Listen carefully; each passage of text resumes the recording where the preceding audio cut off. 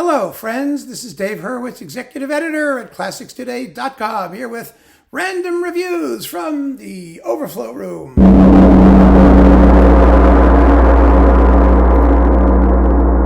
And we're continuing our endless series of Schubert videos.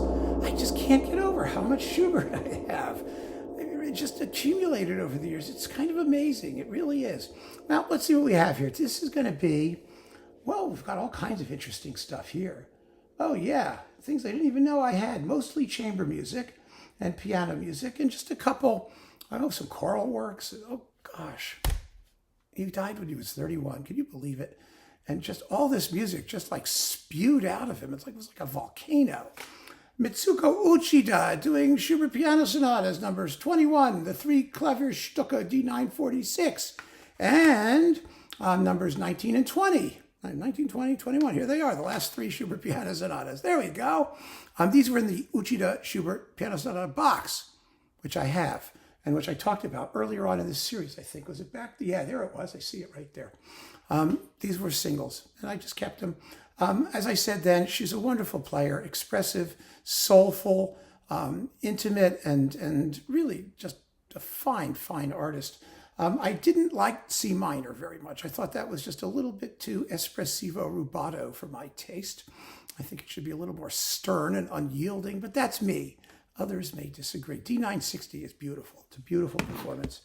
There's so many beautiful performances of that sonata, though. It's just frightening. Number 9, Schubert 9 with the Haydn 88 with Furtwängler.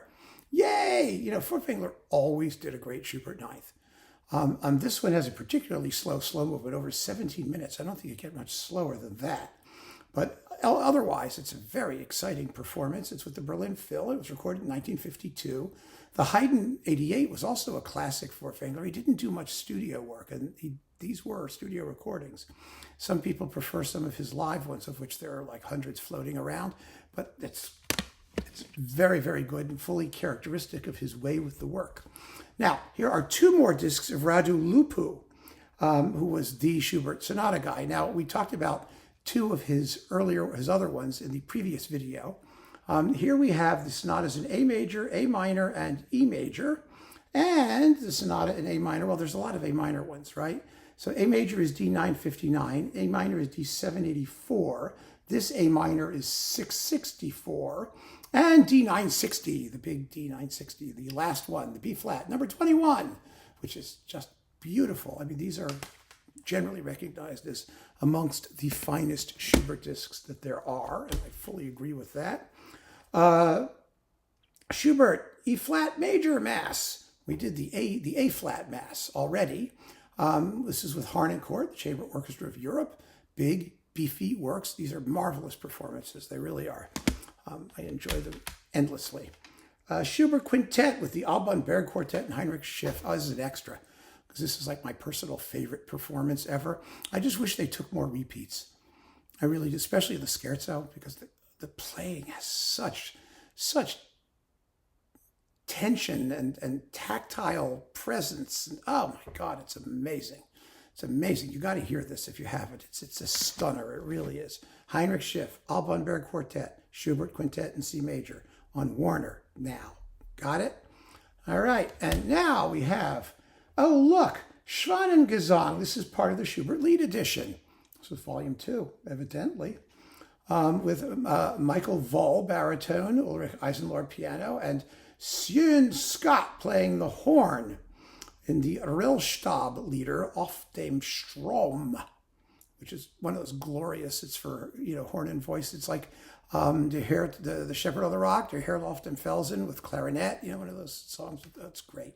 Just great stuff. And then you get Schwanengesang, which is very, very fine. So that's good. I thought I had all of those Naxos ones together. I guess I didn't. So what I'll do is I'll put this here and I'll put that there. See, right up there is where I'm storing them.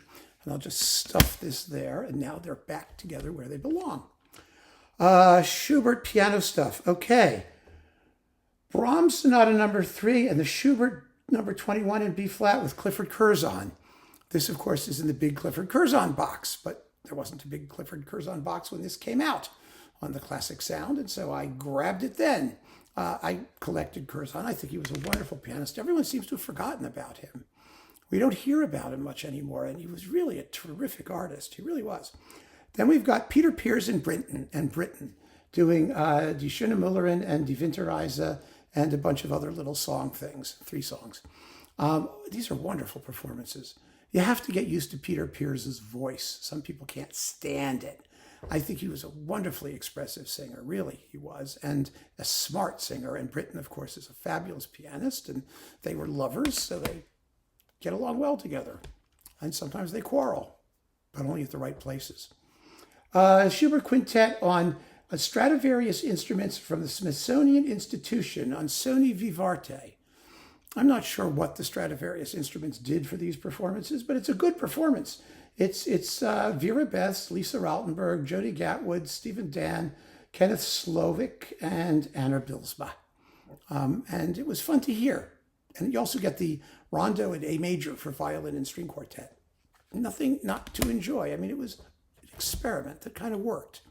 And then we've got the Juilliard Quartet doing Schubert Quartets 12 through 15, Cheapy Cheapy on Odyssey. Boy, do we need a big Juilliard Quartet box, a big, juicy Juilliard Quartet box with all their stuff.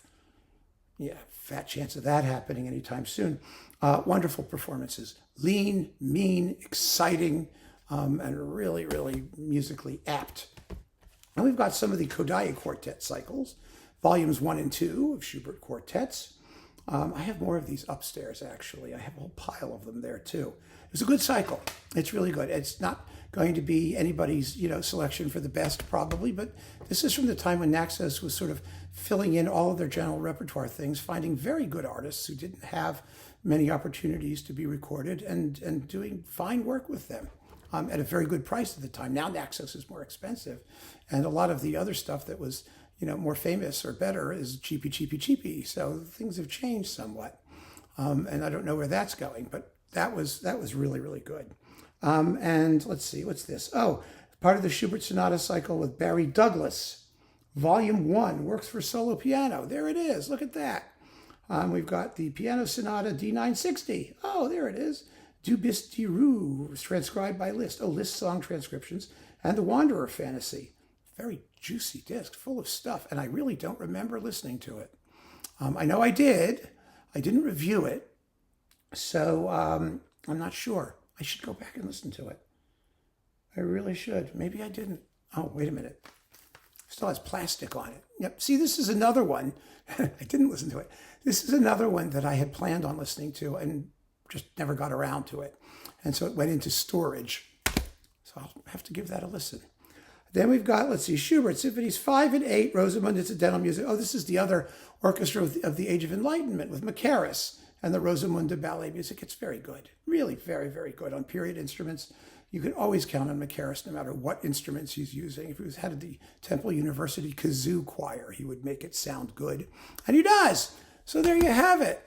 Well, so far in this series of a zillion Schubert discs, there are 2 that I can say safely I never got around to listening to, but all the rest I've heard. And most of it I kind of remember. So, okay, we do the best we can, and it gives me a reason to be down here browsing through some of this other stuff. So keep on listening, friends. Thanks for joining me. Take care.